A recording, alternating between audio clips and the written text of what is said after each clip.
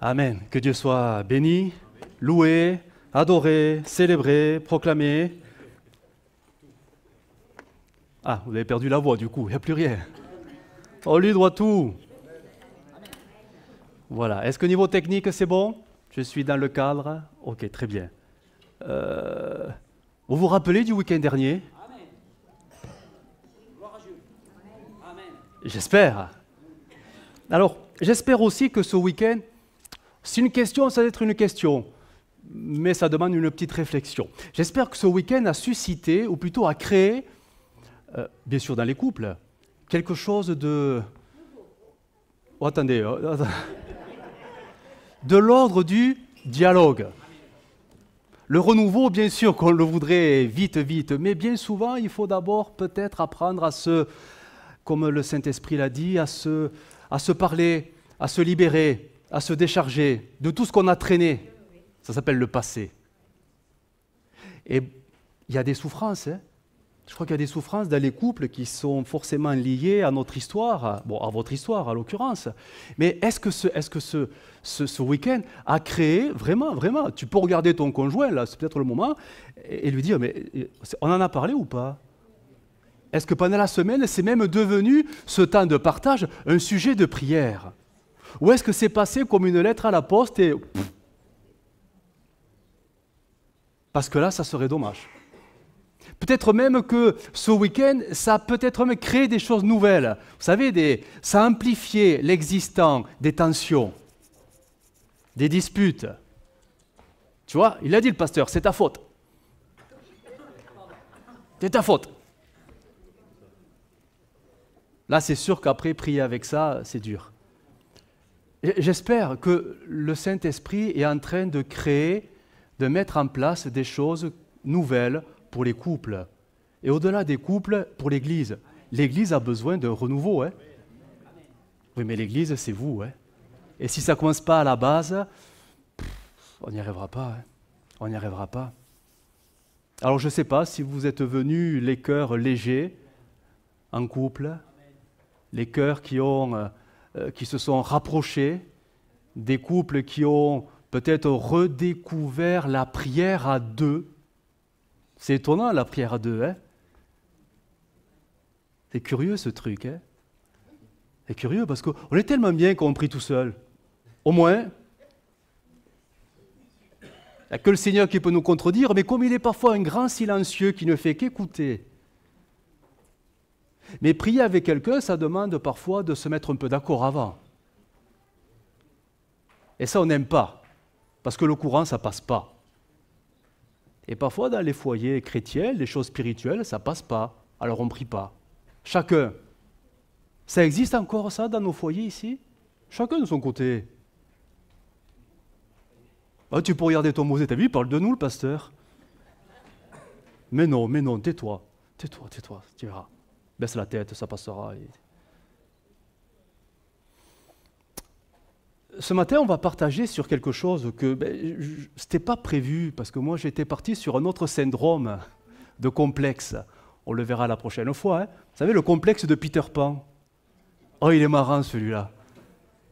On le verra la prochaine fois, du coup, parce que vraiment, le Saint-Esprit m'a mis à cœur de continuer un petit peu ce travail, parce que j'ai été étonné de voir les besoins dans l'Église. Étonné, oui et non. Mais vous savez, le fameux dimanche, beaucoup de personnes sont venues au salon pour discuter ce qu'ils avaient besoin. Ils sont venus, on n'est pas allé les chercher, ils sont venus d'eux-mêmes et ça a défilé. Et même on n'a pas pu recevoir tout le monde. Et toute la semaine, ça a continué. Mais je crois qu'il y en a encore qui ont besoin de parler, besoin de se libérer du passé. Parce que dans le couple, il faut regarder la réalité. En fait, ça ne va pas si bien que ça. Ça ne va pas du tout. C'est dur à se le dire, à se l'admettre. Hein? C'est dur à faire ce constat. Eh oui, chérie, c'est vrai, ça ne va pas. Ça ne va pas. Ça ne va plus. Alors, il y a tout un travail qui se fait, et je crois que c'est le Saint-Esprit le guide. Le mardi, pour ceux qui étaient là, mardi, vous savez que le mardi, il y a une réunion très intéressante. Hein? On n'a écouté que des témoignages. Que des témoignages. Et vous savez que même les personnes seules, au passage, Ben, ils ont témoigné. Parce qu'ils ont reçu de Dieu quelque chose, le fameux week-end des couples. C'est incroyable ce que Dieu fait quand même. Non, soit vous... Mais je crois que ce n'est pas fini. C'est loin d'être fini. C'est loin d'être fini. Si vous avez une bonne mémoire, le Saint-Esprit a parlé. Et je ne sais pas si on a répondu à ces attentes. Je vais vous rafraîchir la mémoire. Hein. Le Saint-Esprit il a dit, arrête de résister. Et même il y a une parole qui n'a pas été dite, qui m'a été rapportée. Donc, je vais la dire. Hein. Je vais la dire parce que c'est une parole qui, je pense, mais elle s'adresse forcément à ceux qui étaient présents. Une qualité de couple qui est tellement exécrable que les seuls dialogues, c'est des blessures, des coups de parole qu'on s'envoie. Et l'image du don, c'était, dans les discussions, c'est une pierre qu'on lance à l'autre. Et l'autre, pour répondre, qu'est-ce qu'il fait? Il prend une pierre et il lui renvoie. Et c'est ça le dialogue dans le couple. Vous vous rendez compte où on en est? Et on était presque entre chrétiens dimanche. Hein. Vous avez vu où on en est? Et cette parole du Saint-Esprit qui révèle encore qu'il y a des souffrances que tu traînes et il est temps que tu t'en débarrasses. Des couples souffrent parce que les cœurs ne sont pas guéris. Et tes souffrances, tu les transposes maintenant au couple. Ça ne va pas aller loin tout ça, ça ne peut pas aller loin. Dieu ne peut pas bénir, tu es en train de freiner la bénédiction du Seigneur. Le Seigneur, il a du travail à faire, c'est sûr, mais est-ce qu'on veut se laisser faire entre ses mains? Alors, voici cette réflexion qui m'est venue, parce que vraiment, ce n'était pas du tout prévu. Alors, je vais essayer de... Est-ce que vous connaissez le Lévitique 14? Vous ne l'avez pas lu ce matin? Ah non, j'ai lu le 13, j'ai lu le 15.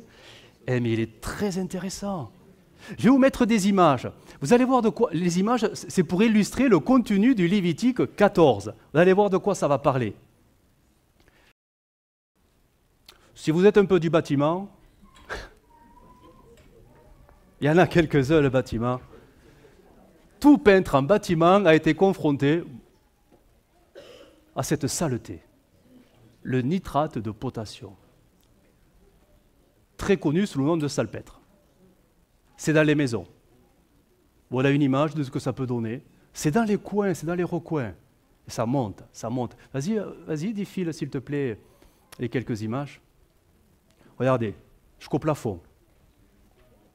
Ouais, c'est un champignon. C'est vivant ce truc. Ça se répand. C'est l'humidité, tout ça. Vas-y, s'il te plaît. Voilà. Salpêtre. Ça, c'est visible, hein. Faut vraiment être aveugle pour ne pas le voir, hein. Ouais. Continue, s'il te plaît. Voyez. Et le petit cousin du salpêtre, le mérule, là où le mérule. C'est un champignon qui s'appelle, c'est un autre nom, la lèpre des maisons. Ça porte bien son nom. Alors lui, il s'attaque au bois, aux boiseries. C'est terrible, hein. C'est vraiment une cochonnerie, et c'est vivant, ça se répand. Si vous le laissez faire, il vous grignote la maison. Hein. Il vous grignote la maison. On va lire maintenant, voilà, encore une image du mérule au plafond, et ça descend. Si vous avez ça dans le garage, c'est que vous avez mis le temps de... Vraiment, vous avez pris du temps pour réagir. Hein. Il est grand temps, vraiment grand temps. Voilà. On va lire Lévitique 14. On ne va pas tout lire, mais vraiment que les versets qui nous intéressent. Lévitique 14, verset 33. Je vais la lire dans la version Semeur, et vous allez voir. Maintenant que vous avez les images en tête de ce que peut être cette cochonnerie, quoi. L'Éternel parla à Moïse et à Aaron en ces termes. Lorsque vous serez entrés au pays de Canaan, que je vous donne en propriété, si je produis une tache de moisissure du genre lèpre à une maison du pays que vous posséderez, le propriétaire de la maison ira déclarer au prêtre, au sacrificateur. Là, souligner l'action que Dieu demande. Et c'est ta maison, tu en es le propriétaire, tu constates qu'il y a un truc bizarre, pourtant c'est la maison que Dieu t'a donnée et dans le super pays que Dieu t'a préparé, pays de la promesse, mais il y a une anomalie. Donc là, tu te lèves, tu es le chef, tu te lèves et tu vas voir le... Tu vas voir qui? Le pasteur de l'époque. Eh ben oui. Eh oui. Parce que on pourrait en faire un sujet de prière. Dans un coin de la maison, un coin saint, où il n'y a pas tout ça. Non, Dieu dit non. Tu vas voir quelqu'un, le prêtre. Et tu lui diras, je rajoute, j'ai remarqué quelque chose qui ressemble à une tache de moisissure sur ma maison. Alors, le prêtre ordonnera de vider la maison avant qu'il y entre pour examiner la tache, pour constater, afin que tout ce qui est dans la maison ne devienne pas impur. Puis, il entrera pour examiner la maison. Il examinera la tache. S'il voit qu'elle se présente sous forme de plaques verdâtres ou rougeâtres, formant un creux visible dans le mur, il sortira de la maison, se placera à l'entrée et mettra pour 7 jours la maison sous séquestre. On ne va pas dire une quarantaine, parce que c'est 40. Donc on va dire 7. Septaine. Il y retournera le 7e jour. Et s'il constate que la tache s'est répandue sur les murs de la maison, il l'ordonnera. Donc on comprend que c'est au propriétaire que les ordres sont donnés quand même. Il ordonnera d'arracher les pierres tachées et les fera jeter à l'extérieur de la ville dans un endroit impur. Puis, il fera racler toutes les parois intérieures et jeter le crépi ainsi arraché à l'extérieur de la ville dans un endroit impur. On remplacera les pierres enlevées par de nouvelles. Et l'on prendra un nouveau mortier pour recrépir la maison. Ça s'appelle un chantier. Hein. C'est les travaux. Verset 48. Si le prêtre, lorsqu'il vient, ou plutôt lorsqu'il revient, constate, alors malgré les travaux, que la tache ne s'est pas étendue dans la maison après qu'elle ait été recrépie, il la déclarera pure, car le mal est guéri.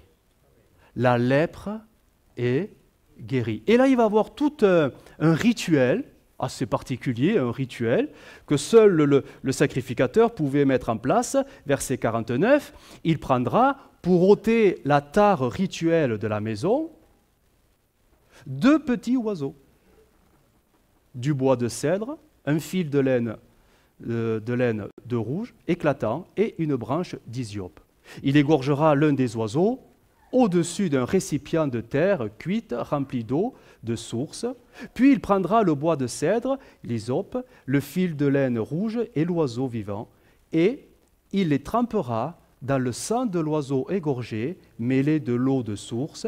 Il en fera l'aspersion 7 fois sur la maison. Il ôtera ainsi l'impureté rituelle.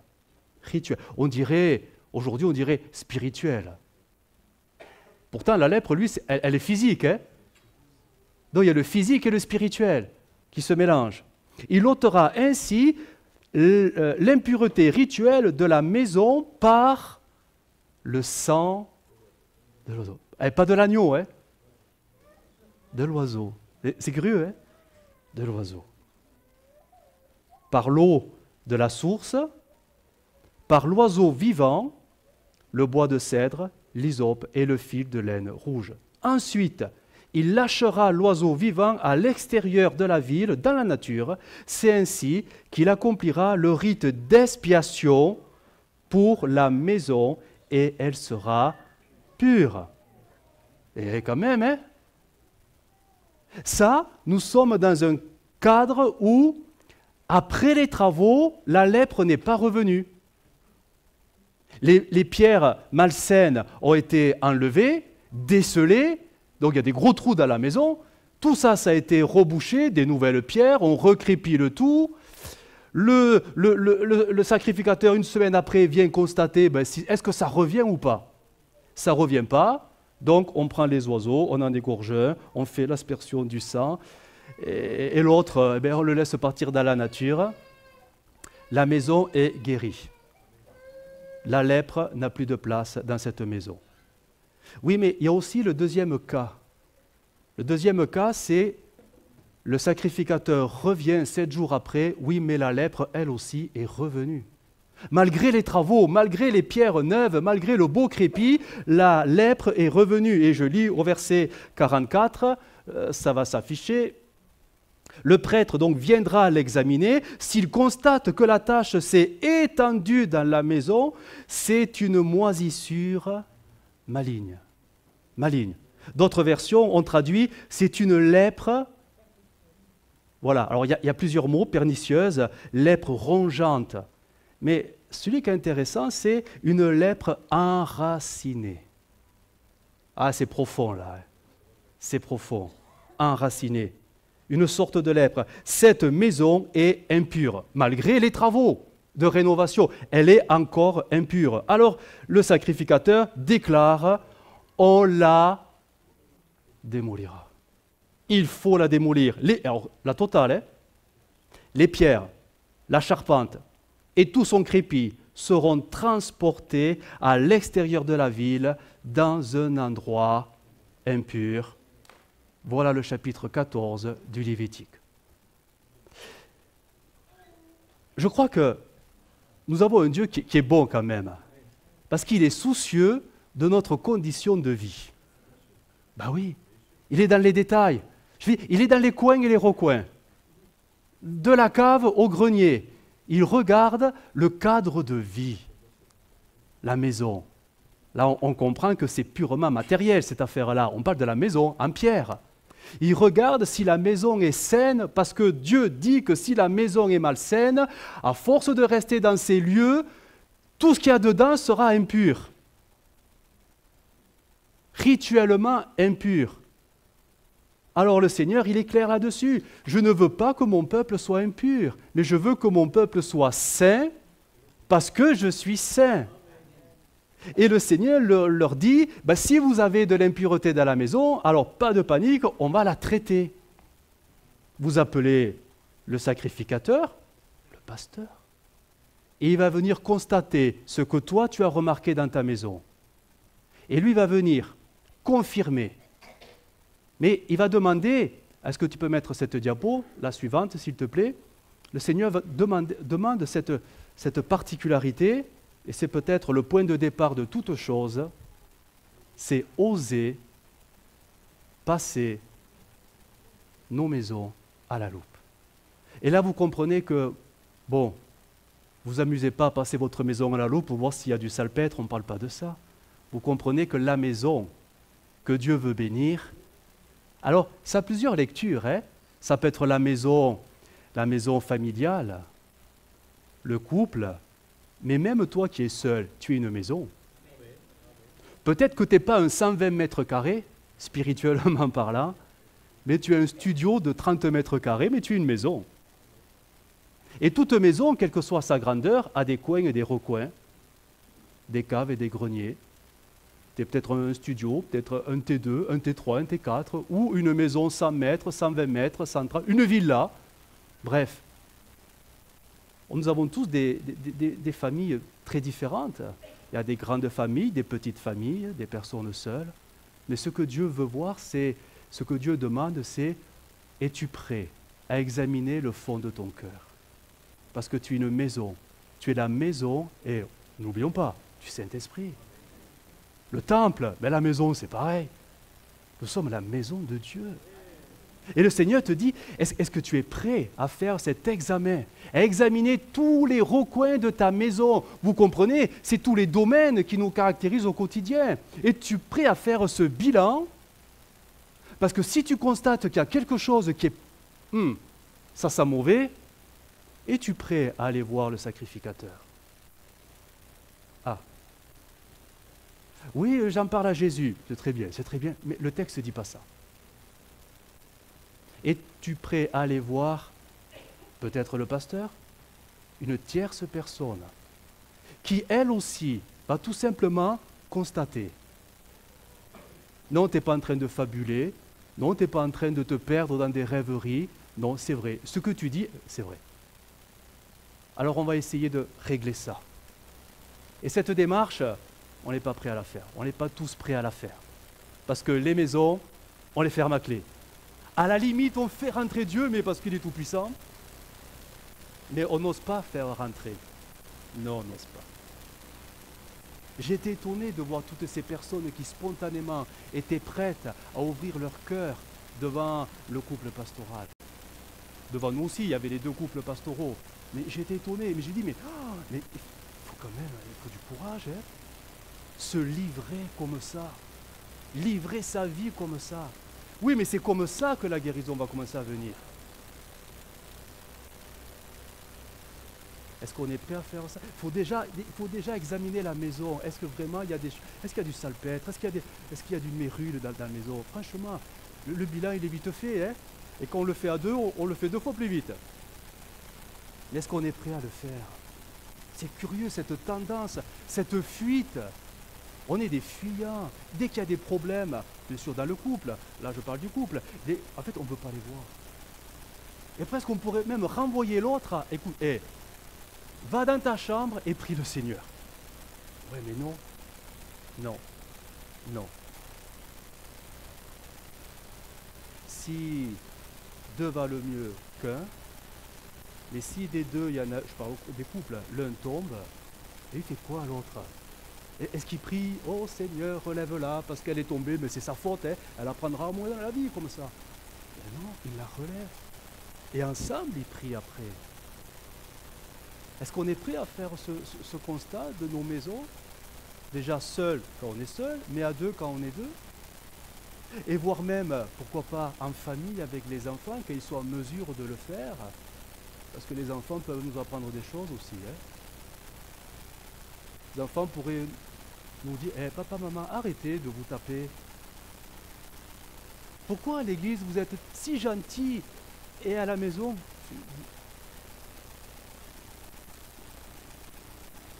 parfois le salpêtre, hein, on le cache, hein, ou on change la tapisserie.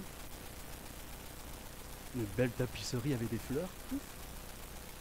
Mais si c'est pas la tapisserie qui va guérir le salpêtre, hein. C'est pas la couche de peinture qui va guérir le salpêtre, hein. Faut autre chose. Hein. Le texte dit faut traiter le mal, hein. Faut enlever la pierre. Hein. Il faut tout enlever. Il faut tout enlever. C'est-à-dire il faut commencer à se mettre à nu. Le texte dit il faut que le propriétaire enlève tous les meubles de la maison. Il faut la vider. De peur que ça contamine tout. Il doit faire le vide. Afin que quand le sacrificateur passe, il puisse librement voir toute la maison. Pour constater vraiment, ben oui, ça va pas. Ça va pas. Ça va pas. Ça va pas. On a du mal à être vrai avec soi et vrai parfois avec le conjoint ou vrai, alors je le dis pour moi, avec le pasteur.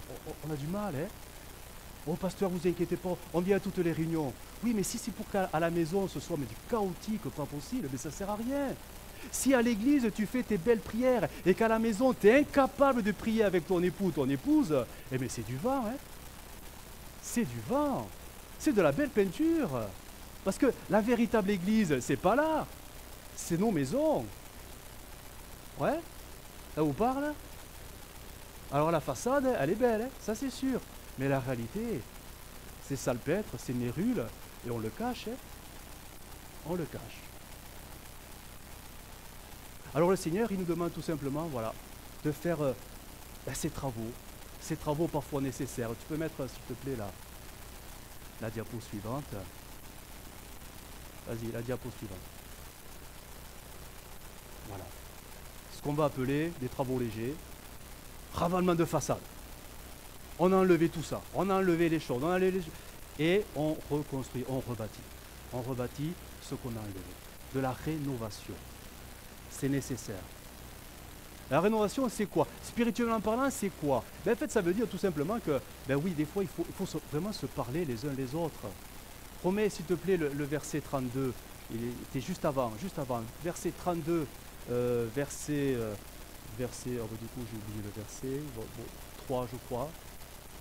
Tant que je me suis tu, eh bien, la lèpre a continué à grandir.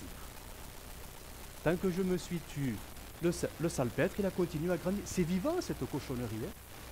Le mérule, il a continué. Tant que je me suis tu. Et à qui tu dois parler? Je parle pour les couples là, mais parfois il faut se parler l'un et l'autre. Et la réparation, ça sera quoi spirituellement parlant? Ça sera parfois après qu'on a bien parlé, exposé, parfois se pardonner. Forcément, se pardonner. Vous savez, si le conjoint, le ou la conjoint, n'est pas heureux ou heureuse dans le couple, je parle du couple, déjà, il faut lui demander pardon. Oui, mais j'ai rien fait, je ne l'ai pas tapé, hein. Ça ne parle pas de ça. Tu te dois, afin qu'elle soit dans, tu te dois toi-même pour qu'elle soit dans le bonheur quand même. D'accord, ouais, ça vous parle? Et c'est réciproque. Donc déjà posons-nous la question. Chérie, est-ce que tu es heureux? Est-ce que tu es heureuse? Est-ce que je te rends heureux et heureuse? Et là, vous allez avoir la vérité, du moins j'espère. Et si c'était non, et ça peut arriver, simplement dire, ok, bon, on va en parler. On va en parler, mais écoute, je te demande pardon. Je me suis loupé, j'ai pensé qu'à moi, et j'étais un peu oublié, et les années ont fait que je t'ai totalement oublié. Mais le pardon, n'est-ce pas de la rénovation? On change les pierres qui sont malsaines, l'égoïsme, etc., etc. On change tout ça, on recrépit le tout. Souvent on dit que l'amour c'est le ciment qui scelle. Ah bah oui, c'est ça. Bah oui. Le Seigneur ne fera pas tout seul. Il travaillera avec vous. Le Seigneur est celui qui va bénir vos actes, vos décisions, vos changements. Il vous aidera à faire ce que vous ne pouvez pas faire, mais il ne fera jamais votre part. Quand le Seigneur te dit « libère-toi de ton passé », ce n'est pas le Seigneur qui va te l'enlever comme ça. C'est toi qui, en le confessant, le verbalisant, à qui? À qui tu vas le dire? À la voisine? Au voisin? Et t'en parles à ton époux, à ton épouse, t'en parles à ton pasteur. Bref, et tu te décharges de tout ça. Et tu vas voir que le Seigneur va pouvoir en fait commencer à guérir les choses. Si on pouvait mesurer la puissance de la parole, on dit souvent elle est libératrice. Et même dans le monde, ils l'ont compris. Le fait de verbaliser. Le drame dans l'église, dans notre église, c'est qu'on ne se parle pas. Et on se fuit. Parfois même on se fuit on fuit dans la prière. On ne peut pas en parler, mais on en fait un sujet de prière séparé, parce que sinon on va s'entendre et s'écouter. Il ne faudrait pas, hein. Mais on n'en parle pas. C'est nous qui devons nous mettre d'accord. Si deux se mettent d'accord, le Seigneur bénira. Il faut oser en parler. Bien sûr que ça fait mal, bien sûr que ça va faire mal, mais il y aura la guérison. Ce n'est pas en mettant le passé sous le tapis qui se réglera, hein. Jamais de la vie. Et là, je me réjouis parce que des choses se font dans les couples. Et les témoignages l'ont montré. Et je crois que le Seigneur n'a pas fini. Il veut rénover nos maisons. Ça, c'est le bon côté, c'est-à-dire la maison est viable, il suffit de la réparer. Voilà, un peu de discussion. Un peu se mettre d'accord, un peu se mettre autour de la table, un peu arrêter de vivre seul dans nos maisons et à se croiser, s'éviter, bref. Non, enfin, on se regarde droit dans les yeux et on est vrai l'un envers l'autre. Et là, on crie à Dieu, après avoir partagé. Ça, beaucoup ne le font pas. Ne le font pas. Il faut le faire. Je sais bien que je ne suis pas entendu. Vous m'écoutez, mais vous ne m'entendez pas. Vous n'entendez pas, vous n'entendez pas. C'est bon. Ça, c'est la première situation. La maison, elle est viable, elle est réparable, avec de la bonne volonté, du dialogue, la prière, l'amour. La maison est réparable, elle peut être guérie au travers même du sang, purifié. On ne parle pas du sang de l'oiseau, de Jésus, qui vient amener le pardon. Le pardon. Parce que dans un foyer, c'est 50-50. Ah ouais. Eh oui. Mais il y a le deuxième cas. Le deuxième cas, il est plus terrible. Parce que c'est le cas où le sacrificateur revient 7 jours après et il s'aperçoit que la lèpre, malgré les efforts, malgré la rénovation, la lèpre, elle est revenue. Elle est revenue. Tu peux nous mettre la diapo, s'il te plaît? Voilà. La solution, elle est là. Elle n'est que là. Destruction totale. Totale. Le texte dit, je le relis dans une autre version, la français courant, il faudra, il faut, il faut. Je sais que certains ont du mal avec le il faut, il faut, il faut. Eh bien écoute, raye le texte et lis le psaume 23, ça te fera du bien. Mais tu n'as pas le choix. Tu veux sauver ta maison? Tu veux sauver ton couple? Ben, écoute la parole de Dieu. Il faut. Il faut. Il faudra démolir la maison, aussi bien les parties en pierre que celles en bois, et transporter les décombres avec le crépi dans le lieu impur hors de la ville. Et c'est un sale travail, Démolir encore, bon. Et après les décombres, toutes ces cochonneries, la lèpre, ces champignons. Et ouais, mais c'est les tiens. Tu les prends. Tu les prends. Et on imagine qu'à l'époque, il n'y avait pas des camions, il n'y avait pas des grues. Il n'y a rien. Tu les prends. Et tu les amènes très loin, hors de la ville. Tu t'en débarrasses, hors de ta vue. Tu t'en débarrasses. Mais tu dois t'en charger. Tu dois t'en charger. Vous vous rappelez de Jésus qui a dû se charger de la croix et qui a dû aller mourir hors de la ville. Hors de la ville. Avec la croix. Et oui, mais ça, c'est ta croix. C'est 50-50 dans la maison. Tous ces champignons, cette lèpre, c'est les conséquences de votre couple. Alors vous les prenez, vous les transportez, et vous allez les jeter très loin. Parce qu'il n'y a pas d'autre alternative. Il n'y a pas d'autre alternative. Mais du coup, ils n'ont plus de maison. Ça, c'est embêtant. On est dans le pays promis, là où coule le lait et le miel. Les voisins ont de belles maisons. Et toi, tu n'as plus rien. Sauf que, en fait, tu t'en construis une toute neuve. Tu peux mettre à côté. Tu vas t'en construire une autre.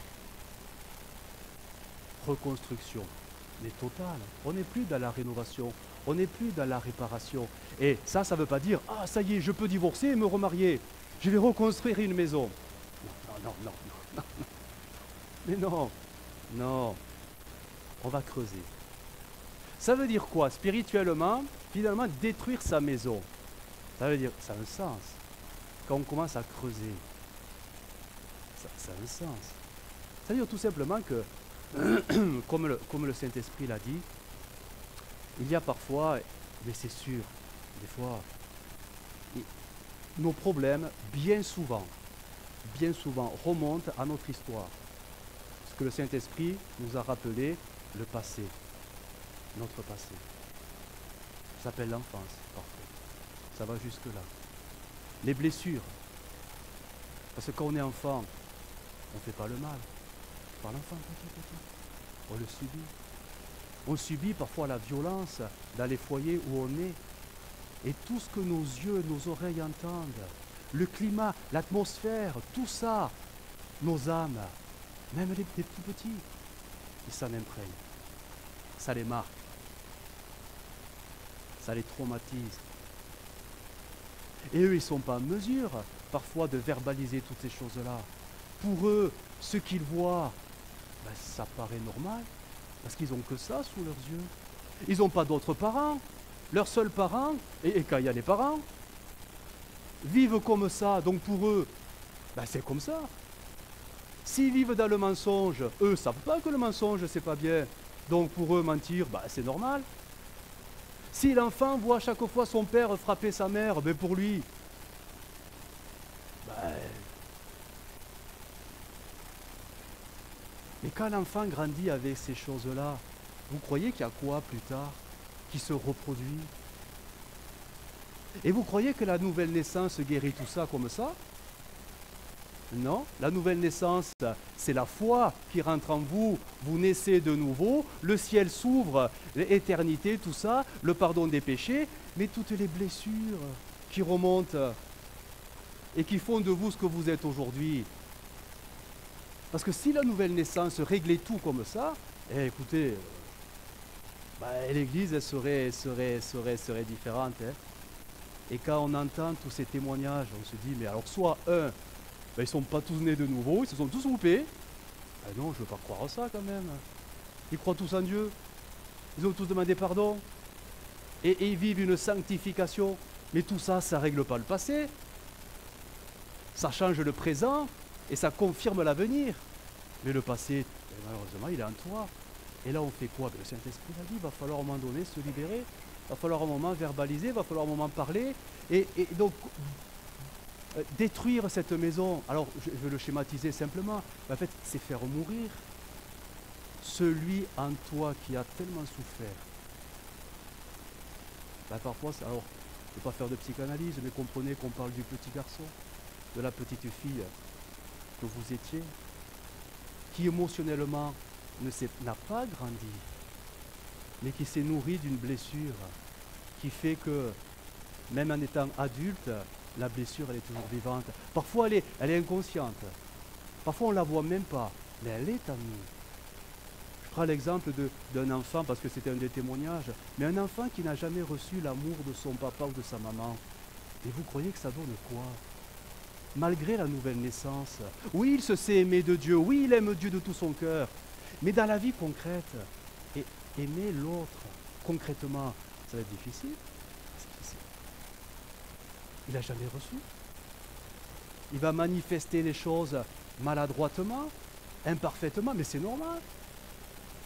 Par contre, dans un foyer où l'enfant reçoit toute l'affection, toute la tendresse, et de son plus jeune âge jusqu'à l'âge adulte, mais il va reproduire le même schéma, émotionnellement parlant, parce que pour lui c'est normal. Et l'amour de Dieu spirituellement va devenir comme quelque chose en plus, qui va le bénir encore plus. Eh bien c'est sûr, ça sera facile pour lui de vivre ce qu'il a toujours connu. Je prends le cas d'une personne qui, étant enfant, était dans un foyer un peu précaire, qui manquait de tout, matériellement. Les fins de mois, c'était hyper difficile. Mais un enfant qui grandit dans ce climat, qui voit toujours le frigo vide, qui voit les parents pleurer parce qu'ils n'ont pas les moyens. Et vous croyez que l'enfant, c'est pas la faute des parents, c'est le climat le climat économique. Et vous croyez que l'enfant, il grandit sainement? Non. Va se créer en lui ce sentiment d'insécurité matérielle. Mais ça devient quoi quand il devient plus grand? Un anxieux, même pire, quelqu'un qui va garder ses sous. Ça s'appelle un avare. Mais pas un cupide, un avare dans le sens, mais qui va compter ses sous. Pourquoi? Parce que dans son cœur, il y a une peur, la peur de manquer. Pourtant, son compte, il est bien fourni, mais en lui, il y a cette douleur de l'enfance qui va rester. Hein. Il pourrait avoir des millions dans son compte, c'est pas ça qui guérit le cœur. Hein. Il aura toujours peur, c'est en lui, un schéma. Toujours peur de manquer. Alors il va compter ses sous. Et c'est parce qu'il souffre. C'est pas sa faute, il souffre.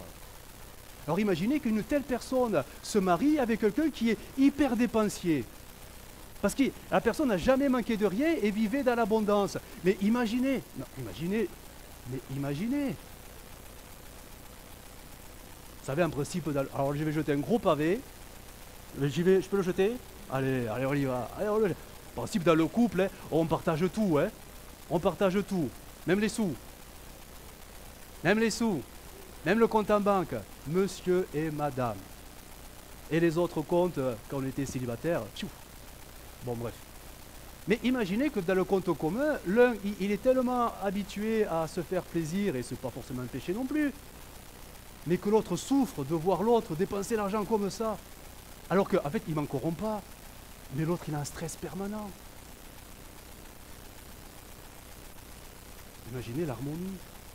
L'harmonie. Et sans le vouloir, on se fait tout souffrir. Tout souffrir. Parce qu'on n'est pas sur la même du tout. Et là, qu'est-ce qu'il faut faire?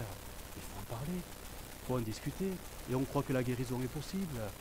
Mais à un moment donné, il va falloir verbaliser les choses, se dire les choses. On est censé, dans le couple, vous le savez, hein, tout partager. Tout partager. On doit faire qu'un, une seule chair. Alors, bien sûr que, oui, il n'y a pas là que l'intimité, il n'y a pas que la vie sexuelle dans le couple. Hein. Parce que ça aussi, il faut le partager. Et ouais, c'est une bénédiction de Dieu. C'est voulu de Dieu. Mais il faut aussi partager, et il n'y a pas que le spirituel qu'il faut partager aussi. Mais il faut le partager aussi. Il y a l'affection, la tendresse, l'amour, la considération, le respect, tout ce qui est de l'ordre du sentiment et des émotions, tout ça. Et si tu communiques rien à ton époux, à ton épouse, et que tu es comme une porte de prison, eh bien il y a un problème. Mais là, il faut en parler. Il faut en parler. Il faut arrêter la télé. Ouais, il faut l'arrêter la télé. La télé, il faudrait la regarder que tous les deux, si on est d'accord. Et le même programme. Ça, voilà, t'as de bonnes discussions là, hein. Déjà. Oui, mais on a deux télés chacun. Malheureux. Malheureux. Malheureux. Vous savez que les écrans, ça tue le couple, ça tue la famille. Et les grands écrans, les grandes télés, les petits écrans, le téléphone, ça tue. Hein. On dit que ça tue le dialogue. Mais pas que le dialogue, ça tue tout. Hein. On ne va pas diaboliser les écrans, mais avec modération. Le plus important, c'est le dialogue. Mais parler, se parler, afin qu'on puisse reconstruire. Oui, le petit garçon qui a souffert, mais oui, il doit mourir. Le faire mourir. Oui, la petite fille qui a souffert, il faut qu'elle meure. Pourquoi? Parce qu'en Christ, nous sommes de nouvelles créations. Nous avons une nouvelle identité en Christ. Ce n'est pas le petit garçon ou la petite fille qui a souffert qui doit régner et diriger mon couple. Et me diriger moi. C'est ma nouvelle identité en Christ. Mais pour que la nouvelle identité soit pleinement manifestée, il faut que l'ancienne, il faut qu'elle meure. Hein. On connaît ce principe. Hein. Pour que le Nouveau Testament prenne toute sa place, il faut que l'ancien ait accompli son œuvre. Et après, c'est fini. Vous voyez? On ne peut pas vivre les choses nouvelles avec Dieu, avec les choses anciennes du passé. Tu ne pourras pas. Tu ne pourras pas. Et Dieu, lui, il veut presque t'arracher de ton passé pour t'amener dans des nouveaux pâturages tout verts. Mais ça veut dire que le passé, il faut s'en débarrasser. Le don disait, il faut que tu déchires la page. Dieu ne va pas le faire pour toi. C'est toi qui vas déchirer la page. Le Seigneur, lui, il va écrire les choses nouvelles. Mais le passé, c'est toi qui dois le traiter. Tu dois en parler. Déjà pour les couples, ensemble. Déjà. Ben oui, il faut en parler. Ben oui, il faut en parler. Vous êtes d'accord avec ça? Ouais, mais vous dites amen.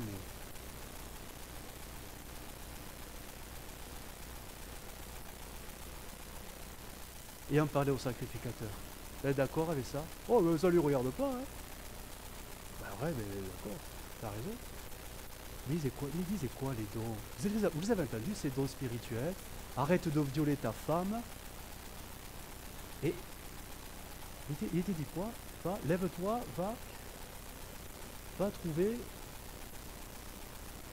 va parler, va. Ah.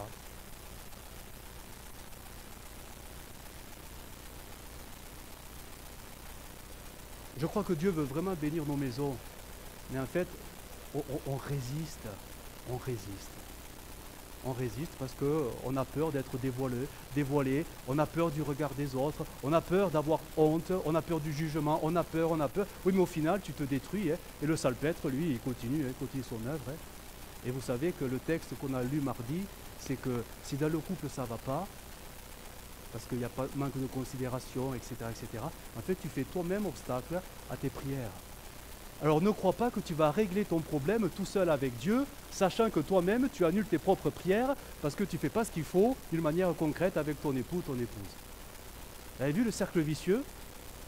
Tu peux mettre des couches de tapisserie, ça ne réglera pas du tout le problème. Ça ne réglera pas le problème. Mais quand tout est fait selon les Écritures, selon la parole de Dieu, alors là, il y a des promesses qui sont là pour nous rassurer, pour nous accompagner. Tu peux nous mettre, s'il te plaît, Ésaïe. Regardez Ésaïe. Ésaïe nous dit, 58, l'Éternel sera toujours ton guide. Il rassasiera ton âme dans les lieux arides. Il redonnera de la vigueur à tes membres. Tu seras comme un jardin arrosé, comme une source dont les eaux ne tarissent pas. Les tiens, bon, ça veut dire toi, rebâtiront. Ben oui, ta maison, ça y est, c'est écroulé. Enfin, tu as mis en lumière tout ce passé. Enfin, ça y est, c'est la guérison. Enfin, la page est tournée, elle est déchirée. Maintenant, on reconstruit tout. Tu rebâtiras sur d'anciennes ruines, pas avec les ruines anciennes. Elles sont loin, elles sont jetées. Mais le même lieu, le lieu du pays de la promesse. Tu relèveras des fondements antiques, on t'appellera réparateur de brèches. Celui qui restaure les chemins et qui rend le pays habitable. Ça, c'est une promesse. C'est une promesse. Et il y a même une autre promesse dans Joël. Joël, chapitre 2, verset 25, qui nous dit ceci, je vous remplacerai, c'est Dieu qui parle, je vous remplacerai les années qu'on dévorait. Alors, bon là, on parle d'insectes bizarres, mais ça peut être des champignons, ça peut être le salpêtre, le myrule. Dieu remplacera les années perdues. Une autre version dit, Dieu dédommagera les pertes. Je crois que ce qui est en train de se passer pour les couples qui sont réellement en voie de guérison, je crois que Dieu peut les bénir au-delà. Et leur donner une vie conjugale, familiale, mais au-delà de tout ce qu'ils ont vécu. Comme si le temps, les années ont passé. On ne peut pas revenir en arrière. Mais le principal, c'est la qualité. C'est la qualité. Et Salomon avait raison de dire que la fin d'une chose, ben oui, dont Dieu peut faire de belles et de grandes choses.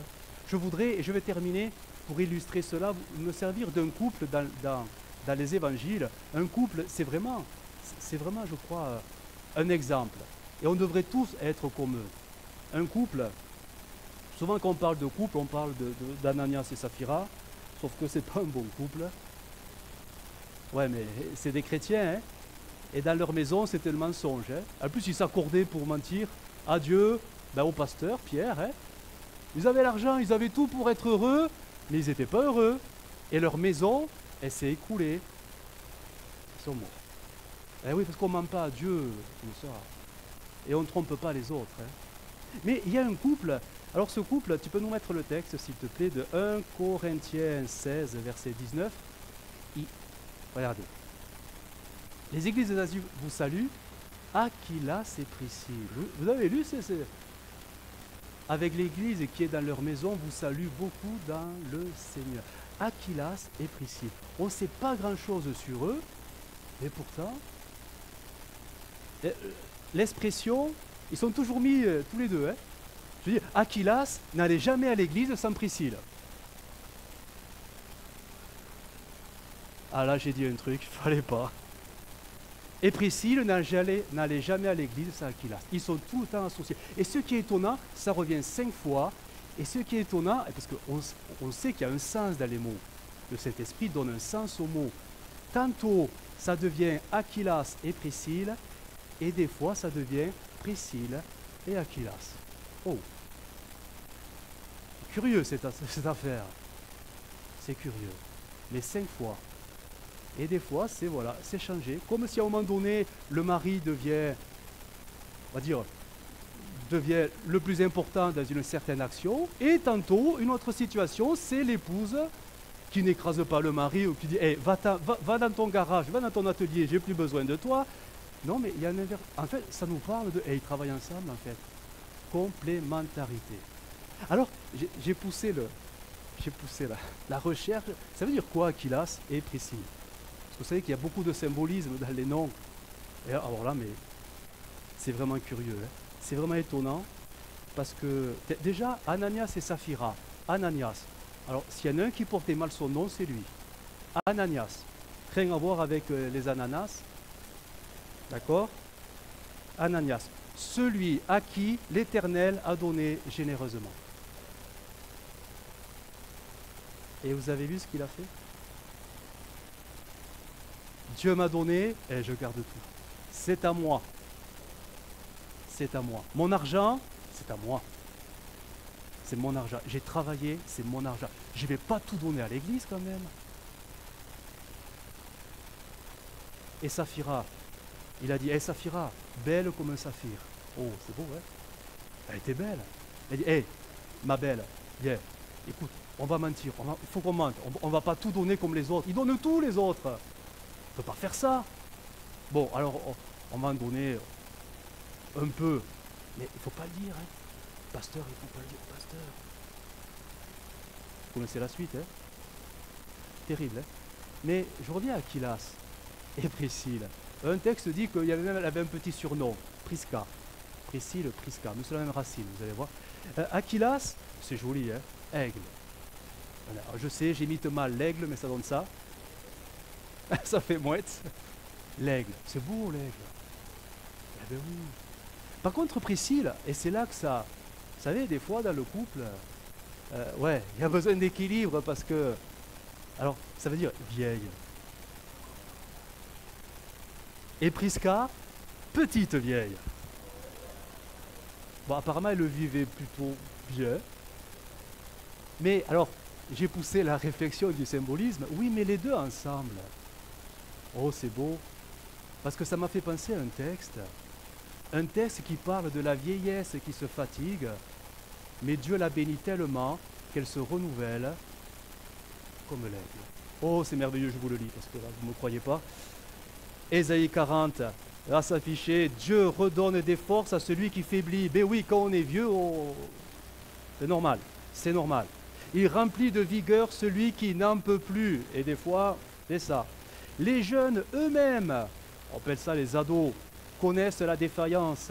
Même les champions trébuchent parfois. Mais ceux qui se confient, ceux qui comptent sur le Seigneur reçoivent de forces nouvelles, comme des aigles, comme Aquilas. Il s'élance. Allez ma petite vieille, tu vas voir, c'est reparti. Ils s'élancent, ils courent, mais sans se lasser, ils avancent, même, mais sans.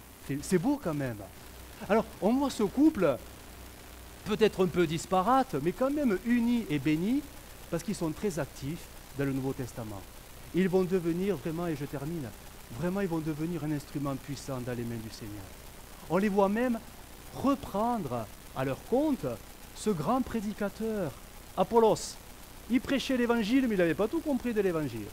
Il lui manquait de la doctrine. Alors ils l'ont pris, et viens à la maison, viens chez nous, tu vas voir, on va t'enseigner. Mais c'est qui s'est laissé enseigner, le bonhomme? Et il s'est enrichi dans sa prédication. Mais qui a fait le boulot? Priscille et Aquilas et Priscille. C'est beau de voir ça. Et le texte nous dit que dans leur maison, l'Église se réunit. Alors ça, tout ça pour dire que l'Église, premièrement, elle est dans vos maisons. Elle est dans vos maisons. Ce que nous vivons ensemble n'est que le reflet de ce que vous vivez à la maison. Et je crois que le Seigneur veut bénir et guérir nos maisons. Il voudrait que nous soyons des aigles. Parce que bien souvent, nous sommes des des spirituellement des vieillissants. Ah, c'est bien dit, hein? Oui, on peut avoir 30 ans et être un vieux spirituellement, hein? Tout rabougri, tout ratatiné, la louange, il n'y en a plus. L'intérêt pour l'œuvre de Dieu, il n'y en a plus. Et même, il y en a tellement plus du tout que même donner à l'église, ouais, c'est bon, allez. J'ai assez donné. Vous voyez, on vieillit, on vieillit, on vieillit. Mais je crois que Dieu peut renouveler tout ça. Parce que Dieu veut faire de nos maisons des maisons fortes et puissantes. Des cellules de louange, des cellules de prière, où le Seigneur, tout simplement, il règne. Parce que c'est enfin l'Église qui est vécue dans la maison. Et là, il y a du travail. Vraiment, il y a du travail. Alors vraiment, ma question, c'est, je vous dis, elle peut être très concrète. Est-ce qu'il faut tourner la page? Est-ce qu'il faut passer à autre chose? Une autre thématique dans l'Église? Ou est-ce qu'il faut rester sur ce sujet-là? Quand je vois les souffrances, je me dis, qu'est-ce qu'on fait? Qu'est-ce qu'on fait? Parce que je sais déjà que si certains, ça les agace. Ça vous agace. Et pourtant, les besoins sont là. Qu'est-ce qu'on fait? Qu'est-ce qu'on fait? Qu'est-ce qu'on peut faire? On continue? On ne peut pas insister, parce que c'est vrai que celui qui ne veut pas être guéri, on ne peut pas le forcer. C'est Dieu qui s'en occupera. Hein. C'est vraiment particulier. Je pense que nous vivons un temps très particulier, une saison particulière pour beaucoup, mais pas pour tout le monde. Mais après, vous comprenez pourquoi parfois nos réunions sont lourdes. Vous comprenez parfois pourquoi la louange ne monte pas spontanément. Vous savez, si elle ne monte pas là, elle ne monte pas à la maison non plus. Hein. Et quand on se dispute à la maison et qu'on arrive à l'église, des fois il suffit la fin du culte pour reprendre la dispute dans la voiture. Hein.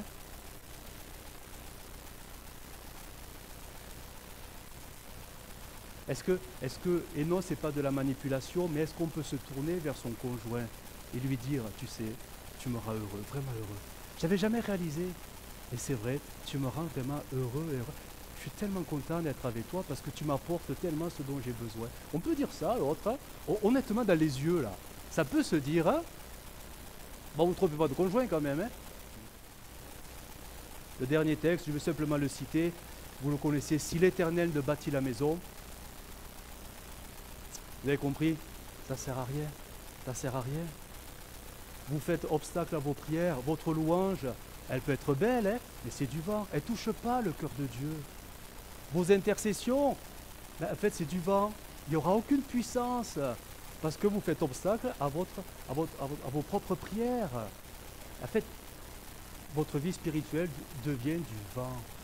C'est dommage d'en arriver là. Ce n'est pas le but du Seigneur. Il veut bénir les maisons et donner une puissance, une autorité aux maisons que nous sommes. Mais voilà, il faut ouvrir les yeux, il faut oser passer en revue les choses et il faut en discuter. Et après, on prie le Seigneur. On va fermer nos yeux, on va prier. Seigneur Jésus, nous te bénissons. Te bénissons, Jésus, parce que tu es celui qui veut bâtir, qui veut même rebâtir. Seigneur, nous prions parce que ce dont nous avons le plus besoin, c'est que nos yeux s'ouvrent sur les réalités que nous vivons. Nous avons été si longtemps parfois dans le déni, simplement en changeant les tapisseries ou les peintures. Seigneur, que le Saint-Esprit puisse nous aider vraiment à retrouver le dialogue nécessaire pour passer en revue toutes les pièces de la maison. Seigneur, nous avons besoin, oui, certainement pour les uns de rénovation, pour certains de destruction et de reconstruction. Te prions, Seigneur. Tu nous le dis depuis cette semaine, depuis le week-end dernier. Tu n'arrêtes pas de nous parler de tout cela. Seigneur, garde-nous d'être dans la désobéissance et dans la suffisance, mais donne-nous d'être courageux et d'affronter la réalité, maintenant, à deux, parce que c'est là que tu béniras. Merci Jésus. Amen. Amen. Gloire à Dieu.